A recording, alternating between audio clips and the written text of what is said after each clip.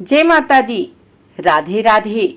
आइए सुनते हैं माँ गंगा के अवतरण की पूरी कहानी। इस पूजा को विधि से करें प्रसन्न। माँ गंगा को गंगा दशहरा के अवसर पर जानते हैं कि आखिर माँ गंगा का अवतरण कैसे हुआ और क्यों सदियों से लोग इनकी पूजा अर्चना करते आ रहे हैं। प्राचीन काल में एक राजा हुए जिनका नाम सगर था। सगर एक प्रतापी और शक्तिशाली राजा थे।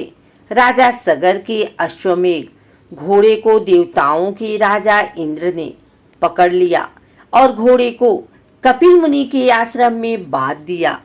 उधर अश्वमेघ घोड़े की तलाश में राजा सगर के 60,000 पुत्र निकल पड़े।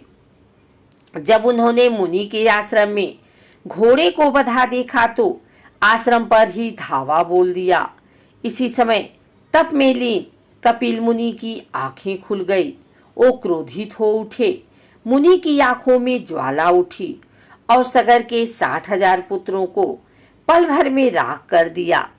राजा सगर के एक और पुत्र अंशुमान को जब इस बात का पता चला तो उन्होंने कपिल मुनि से अपने भाइयों की आत्मा के उद्धार की प्रार्थना की।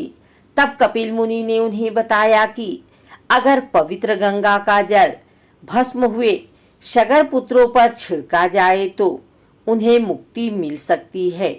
अंशुमान ने बहुत कोशिश की, लेकिन वो अपने भाइयों को कपिल मुनि के कोप से मुक्त नहीं करा सके।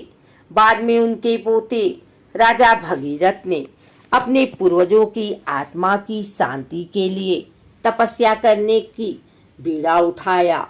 पूर्वजों का उद्धार करने के लिए भगीरथ ने कठोर तपस्या की और आखिरकार गंगा को धरती पर आने की उनकी प्रार्थना को स्वीकार करना पड़ा। अब सवाल था कि गंगा धरती पर आए कैसे। गंगा की धारा इतनी तेज थी, उनके सीधे धरती पर आने का मतलब था तबाही। तब भगीरथ ने एक बार फिर तपस्या कर भगवान शिव से मदद की गुहार लगाई। भोले शंकर ने गंगा को अपनी जटाओं से होकर धरती पर जाने के लिए कहा और तब जाकर राजा सगर के 60,000 पुत्रों का उद्धार हुआ और उन्हें मुक्ति मिली। माँ गंगा के अवतरण की कहानी। भगीरथ आगे आगे जा रहे थे और गंगा उनके पीछे चल रही थी। राजा भगीरथ पतित पावनी को गंगोत्री से लेकर गंगा सागर तक गए। यहाँ उन्होंने कपिल मुनि से विनती की कि वो उनके अपने श्राप से मुक्त करें। गंगा की अमृत धारा भगीरथ की कठोर तपस्या का फल थी। मोक्षदायिनी माँ गंगा को धरती पर देखकर महर्षि कपिल प्रसन्न हुए। उन्होंने सगर पुत्रों को अपने श्राप से मुक्त कर दिया। माना जाता है कि गंगा श्री विष्णु के चरणों में रहती थी। भगीरथ की तपस्या से शिव ने उन्हें अपनी जटाओं में धारण किया। फिर शिव जी ने अपनी जटाओं को 7 धाराओं में विभाजित कर दिया।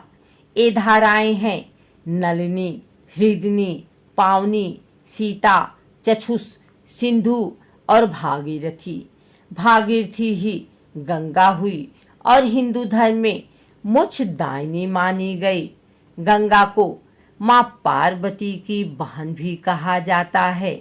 इन्हें शिव की अर्धांगिनी भी माना जाता है और अभी भी शिव की जटाओं में इनका वास है। गंगा दशहरा का पर्व ज्येष्ठ शुक्ल दशमी तिथि को मनाया जाता है। माना जाता है कि इसी दिन गंगा का अवतरण धरती पर हुआ था। इस दिन गंगा स्नान, गंगा जल का प्रयोग और दान करना विशेष लाभकारी होता है। इस दिन गंगा की आराधना करने से पापों से मुक्ति मिलती है। व्यक्ति को मुक्ति मोक्ष का लाभ मिलता है।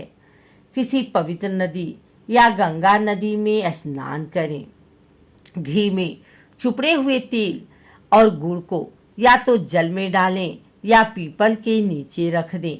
माँ गंगा का ध्यान करके उनकी पूजा करें, उनके मंत्रों का जाप करें।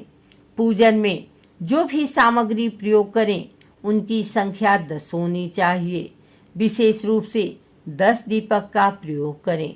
दान भी 10 ब्राह्मणों को करें, परंतु ब्राह्मणों को दिए जाने वाले अनाज 16 मुट्ठी होने चाहिए। अगर आपको हमारी वीडियो अच्छी लगी हो तो इसे लाइक करें, कमेंट करें, शेयर करें। हमारे चैनल को सब्सक्राइब करके बेल नोटिफिकेशन ऑल पर सेट कर लें ताकि आगे आने वाली वीडियो सबसे पहले आप तक पहुंच सके। धन्यवाद।